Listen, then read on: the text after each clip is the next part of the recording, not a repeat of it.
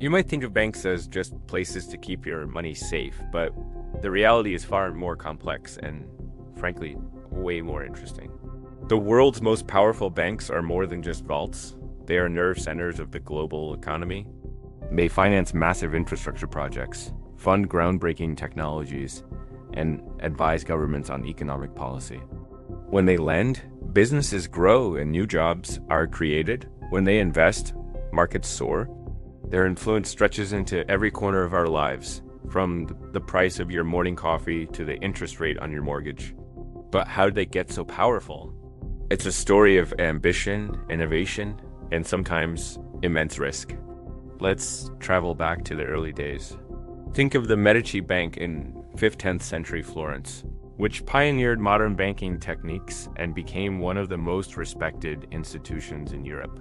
Fast forward to the rise of giants like JPMorgan Chase, Goldman Sachs, and the Industrial and Commercial Bank of China. These titans didn't just stumble into power.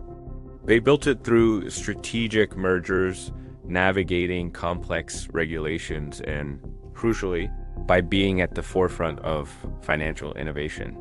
They were the first to embrace global trade, the first to use complex algorithms for trading, and the first to create financial products we now take for granted.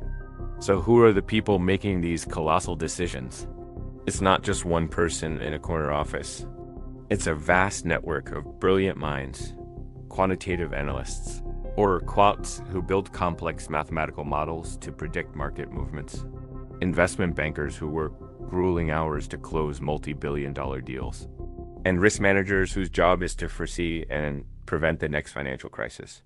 These aren't just characters from a movie. They are real people whose work has a very real impact on all of us. Their world is one of high stakes, immense pressure, and incredible rewards. Of course, with great power comes great responsibility and great controversy.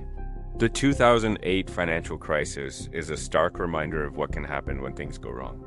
It exposed vulnerabilities in the system and led to a wave of new regulations aimed at making banks safer and more transparent. Debates still rage today about whether these banks are too big to fail and whether they hold too much influence over politics and society. It's a complex issue with no easy answers, and it highlights the delicate balance these institutions must strike between driving economic growth and managing systemic risk. Looking ahead, the world of banking is on the verge of another massive transformation. The rise of financial technology, or fintech, and digital currencies is challenging the old guard. New players are entering the scene, offering faster, cheaper, and more accessible financial services. How will the big banks adapt? Will they embrace this new technology and collaborate with startups, or will they be left behind? The next decade will be a fascinating battle between tradition and disruption, and the outcome will redefine the very concept of money and banking as we know it. The story of the world's most powerful banks is the story of modern capitalism itself. It's a tale of innovation, power, and the constant evolution of our global financial system. Understanding them is understanding the forces that shape our world. Thanks so much for watching. If you found this journey into the world of high finance as fascinating as I did, make sure to hit that like button and subscribe for more deep dives into the systems that run our world. Let me know in the comments which financial topic you want us to explore next. See you in the next video.